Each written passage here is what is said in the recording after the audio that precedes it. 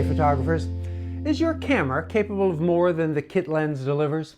A lens upgrade, or a lens that provides capabilities not available from the kit lens, might improve your images and expand your creativity. Fujifilm Canada sent me the XF 16-55 II and the XF 500 to evaluate. And I'll be using them on the XH2 camera, which has the 5th generation 40 megapixel X-Trans sensor. So full disclosure, my only source of revenue from posting this video comes from Google AdWords. Fujifilm did not pay me, and the lenses go back when I post the review. Fujifilm did not see the script or the video before posting. Not sponsored. No ads, no interruptions. Enjoy. Now, both of these lenses are compatible with Fujifilm cameras that use the X-mount. And these are all APS-C lenses, as all X-mount cameras are designed for that sensor format. So the XF 16-55 would be an upgrade from a kit lens, providing a wider and constant aperture as well as improved image quality. Now, if you already have the first generation XF 16-55 f2.8, you have to be a pretty picky photographer to consider upgrading, but there are also some operational niceties in this smaller and lighter second generation lens. Now, the 500 will bring faraway scenes into close-up perspective.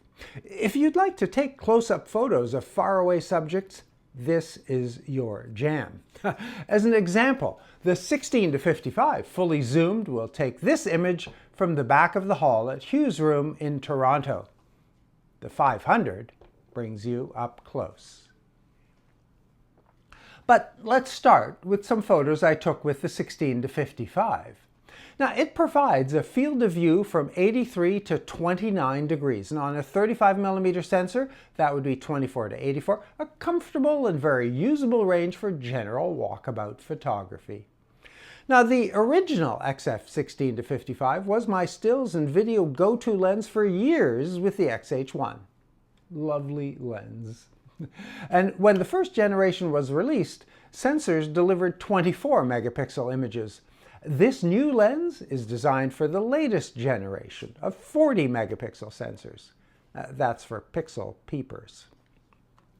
So like the original, the widest aperture is a constant f2.8. An aperture is set using a marked ring on the lens. It closes to f22. And there's an auto aperture setting, and you have to press a key to access and leave auto mode. That's an upgrade from the original.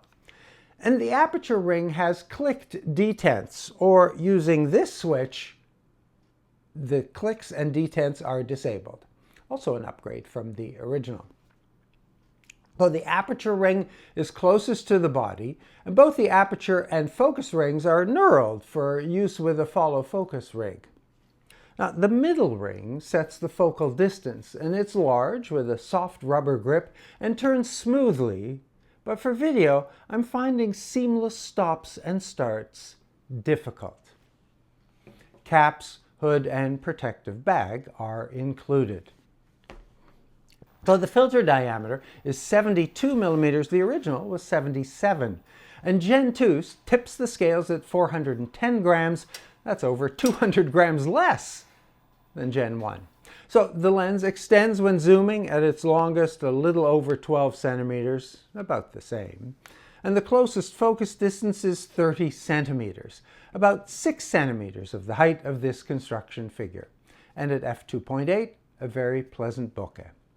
There's lots of detail in this image. Here, the 40 megapixels are scaled down to the 4K video. Now, pixel mapped 1:1 to 4K, crisp detail right to the corners. And even on this 2x zoom, still sharp and clear. This lens does not have optical stabilization, and in this focal range, probably not a big deal if the camera has in-body. The XF 16-55 lens is not billed as parfocal, but as this scene demonstrates, focus doesn't wander or drift as you zoom in and out. Nice. The focus ring is not marked, but using the menu's linear focus setting Videographers will be able to do a repeatable manual rack focus from one object to another. Both characteristics very useful for video production. Now, although I suspect it's not a lens trait, if you need smooth exposure adjustments for video, you cannot rely on auto aperture, which is stepped. Auto ISO, which I would recommend for video only when absolutely needed, works quite nicely though. The 500mm lens has an angle of view of 3.3 degrees. In 35mm terms, that's 762 millimeters. And here's what that can do for you. It's really the opportunity to get up close to subjects that are either dangerous or skittish, and things you just don't see with other lenses. The closest focus is just shy of 3 meters, so subjects will be further away. And in most wildlife situations, the primary application for this lens, you won't get much closer anyway. It's about the same 6 centimeter height. There's a switch to limit the focusing range, changing the closest focus to 5 meters. As focusing through the full range isn't quick, this can speed things up. Now there are 4 black keys on the front of the barrel. They have 3 modes, controlled using this 3-position focus switch. The AF position sets the 4 black keys on the barrel to AF on. Press any of them to focus. The AFL setting locks focus using the same keys. The center position, labeled preset, will set focus to any predetermined setting. Set the focus distance with the set key. You'll see the on-screen confirmation circle beside the focus setting. And then press any of the black keys to return to that focus position. The widest aperture is f5.6. It closes to f22. And like the 16-55, there's an auto aperture position and a switch to enter and exit auto mode. The 500mm aperture ring is marked and detented, but there's not a switch to turn that off. The second ring is the manual focus ring.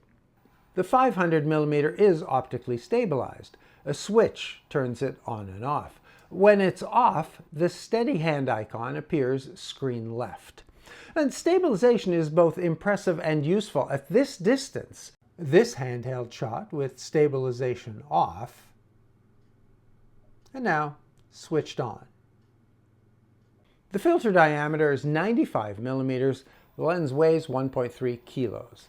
And a couple more physical details. A tripod mount is included. Because the lens is heavier than the camera, this puts less stress on the lens mount when you're using a tripod. And then a screw allows the lens and camera to turn relative to the tripod mount, useful for portrait mode images. Now there are mounting points for a strap, which is included. Caps, lens hood, and case are also included. So 2 things. Because Fujifilm does not make a full-frame X-mount camera, the XF series are their best lenses. Other brands make their best lenses only in full-frame format. So in general, that makes Fujifilm lenses lighter, smaller, and less expensive. And in general, Fujifilm's kit lenses are mostly better than the kit lenses from other brands, not always. Now some of you will want to know that the 16-55 is made in the Philippines, the 500 is made in Japan. Thanks for watching. I do read and reply to all relevant questions and civil comments. Stay safe.